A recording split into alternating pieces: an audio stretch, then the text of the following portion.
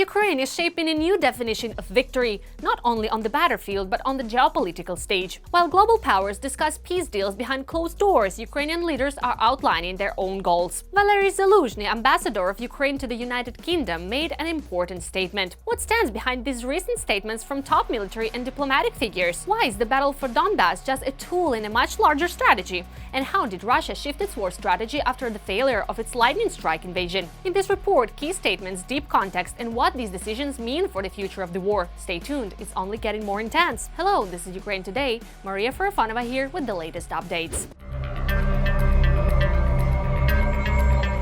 The United States and Russia may be drafting peace plans without Ukraine's involvement, but Ukraine has also clearly defined its own political objective. Former Commander-in-Chief of the Armed Forces and current ambassador to the United Kingdom, Valery Zaluzhny, outlined what victory means for Ukraine. He made this statement during his address at the New Statesman Politics Live political conference in London. When we speak about victory, to be honest, it means the destruction of the Russian Empire, and defeat means the full occupation of Ukraine and its collapse. Everything else is merely prolonging the war. We Ukrainians, of course, seek full victory. That is, the collapse of the Russian Empire. He emphasized that the war may also continue in political and economic dimensions. Another important element in forming political objectives today is the issue of security guarantees. Of course, such guarantees could include Ukraine's membership in NATO, nuclear weapons on Ukrainian territory, or powerful armed forces capable of countering Russia. However, this is not being discussed today. And due to the technological and doctrinal unpreparedness of any NATO member or any other country, except Russia, Ukraine, and China, this issue cannot be discussed at all. He also expressed the view that defining the political objective of the war is the most difficult test of the politician's strategic thinking, and this is where the greatest mistakes can occur. At the same time, Ukraine's main political objective may be to deprive Russia of the ability to attack Ukraine for a long and clearly defined period of time.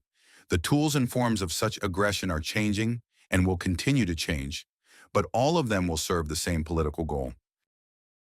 Under a U.S. proposed peace plan we talked about earlier, Russia would pay Ukraine a rental fee for control over Donbas, retaining de facto control while Ukraine keeps formal legal ownership of the territory. The proposal has sparked major controversy. European leaders warned that such terms could legitimize territorial seizures and set a dangerous precedent, while officials in Kyiv are demanding clarification and stress that any agreement must align with Ukraine's national interest and international law. In this report, what the plan actually includes, why Europe opposes it, and how Ukraine responds.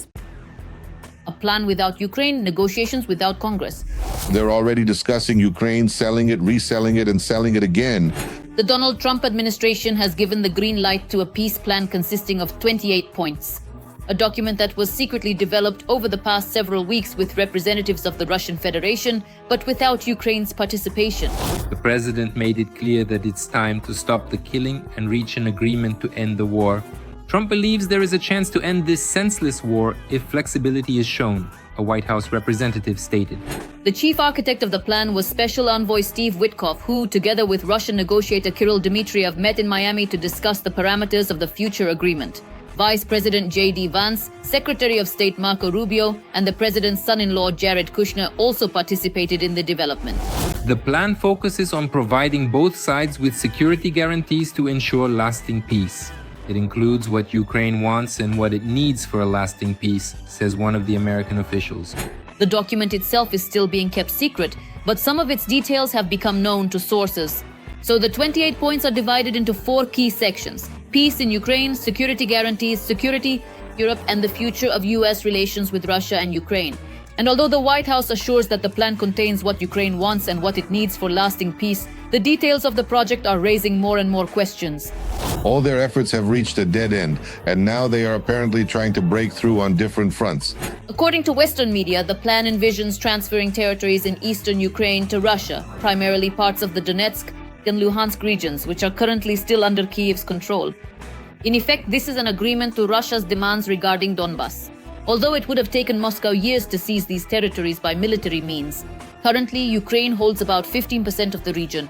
According to Trump's version, these zones are to become demilitarized formally under Russian control, but without the deployment of troops. At the same time, the terrorist state is supposedly going to pay rent for administering Donbas. Ukraine formally does not change its borders, but in reality allows Moscow to govern the territory for money.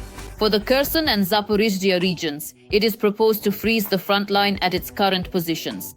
The details have not yet been disclosed.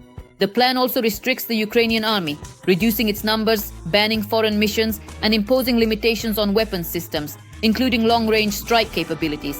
The document mentions the winding down of American military aid and a ban on the deployment of Western troops on Ukrainian territory after the war ends. In effect, this is a rejection of joining NATO, which Moscow has been pushing for since 2014. In return, Russia promises not to attack Ukraine or other European countries, and to formalize this commitment in law. It seems to me that the administration believes that what has changed is that Zelensky is now facing problems, and Zelensky is politically weakened from the White House's perspective. And perhaps that's why Trump is staying silent and not commenting on this in any way, so as not to, in some way, by such, draw more support to Zelensky by criticizing him. I understand that not every criticism will help Zelensky in his popularity, but in general, we see that the president is silent and we can just look for different reasons. But from the administration's point of view, they see that there is a scandal in Ukraine. They see that the president of Ukraine might now agree to a deal that he previously would not have agreed to. How much of this is actually true, we don't know, but we see that there are still efforts by Witkoff and Dmitriev who are trying to merge in their love ecstasy and start making money. And the main thing this administration wants, and what Russia wants, is for people to simply ignore Ukraine. But Ukraine continues to be a thorn in their side. In addition, Trump's peace plan includes a provision for the recognition of the Russian language and guarantees for the Russian Orthodox Church in Ukraine, whose position the Kremlin has been promoting for decades. This is preparing Ukraine for absorption by the Russian Empire. Across the ocean, the reaction is mixed. Some senators and congressmen learned about the project from the press. Lindsey Graham emphasized such a peace is only possible with firm security guarantees for Ukraine. Tom Bacon compared Trump's actions to Munich in 1938, warning that any attempt to appease the aggressor without involving the victim only accelerates new threats. In the US and Europe, it is believed that the plan can be adjusted after consultations with Kyiv, but skeptics are convinced that the proposed framework radically changes the balance of power, increases pressure from Russia, and weakens Ukraine's position. At the same time, the Trump administration insists that the goal of the document is to end the war and achieve long-term peace by using flexibility and negotiation mechanisms instead of military escalation. Every voice matters. Join our community, support independent journalism and help us bring you the truth from Ukraine. Become a member of Ukraine today. Join us now. Here's another statement from Zaluzhny. Russia is not interested in Donetsk or Luhansk. It wants Ukraine. He emphasized that Russia seeks to destroy Ukraine as a state. These words destroy the entire Kremlin narrative. Donbas is not the goal. Donbas is a resource. According to the general, Moscow has never been fighting to protect someone or for territory. The Donetsk and Luhansk regions matter to Russia only as a source of mobilization resources. Russia is not interested in Donetsk or Luhansk regions, except for their mobilization potential.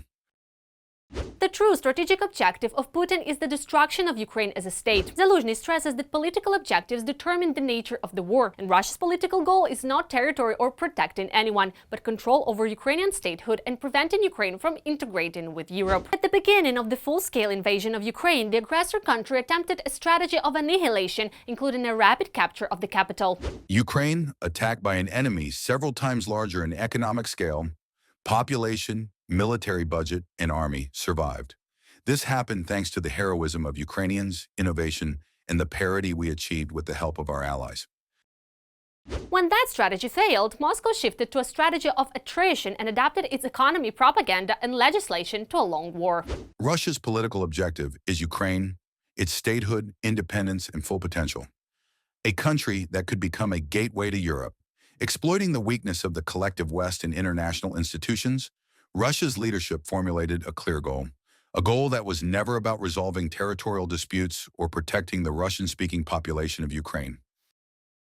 While the aggressor country continues building plans to seize foreign lands, the White House is preparing to impose new sanctions targeting Russia's oil sector. Measures already approved by Congress and backed personally by Donald Trump, expected to take effect in the coming days. At the same time, Europe is working on restrictions against Russia's shadow fleet used to bypass price caps and oil embargoes. Together, these steps could significantly limit Russia's export capacity and alter the economic dynamics of the war, increasing pressure on Moscow to engage in negotiations with Kyiv. More about it in the next report. The US and Europe are preparing a new wave of sanctions against Russia. The Europeans definitely deserve a big plus for openly discussing such, in my opinion, truly high-quality initiatives. US President Donald Trump has called on the Senate Republican Majority Leader to step up work on a bipartisan bill for new sanctions against Russia. If you want to bring President Vladimir Putin to the negotiating table, no plan with 28 points or 12 points will work unless President Putin believes that we will continue ongoing military support for Ukraine and that we will go after those who buy cheap Russian oil. According to the co-author of the bill, Lindsey Graham, Donald Trump signed the bill, making amendments that leave the final decision on their implementation and removal personally up to the President of the United States. This refers to the so-called draconian sanctions with huge tariffs on countries that purchase oil from the Russian Federation. When it comes to the so-called shadow fleet, there are several measures the Europeans can do about it, since much of this activity takes place in areas much closer to them. At the same time, Europe has stepped up its efforts to combat the Russian shadow fleet. Germany, France, and Poland have proposed new measures to the EU against Russia's expanding shadow fleet, which allows Putin to freely trade oil around the world. The Russians have learned how to circumvent the current sanctions restrictions regarding the shadow tanker fleet. By the way, the Russian Federation has amassed such a huge shadow tanker fleet that it now accounts for about 20% of all tankers in the world on planet Earth. That is, according to preliminary estimates, this is now about 1,000 tankers. The proposed measures do not involve targeted actions against individual vessels, but rather sanctions against the companies that register them, insure them, and provide logistical services, particularly in European countries. And by analyzing their documentation, it will be possible to determine where each vessel actually is and who is servicing these so-called shadow fleet tankers. This, of course, will help, first of all, to verify them much more effectively than before, and accordingly to impose the maximum possible sanctions on them, in other words, to prevent Russian oil and petroleum products from entering European markets. According to Bloomberg, amid sanctions against Lukoil and Rosneft, the price of Russian Urals oil has dropped to its lowest point in the past 2.5 years. Its current price is $36.61 per barrel. Future restrictions will deal an extremely painful blow to Putin's oil dollar cash cow. What do you think about the latest events? Share your opinion in the comments, like the video, and stay informed about the main headlines. More to come.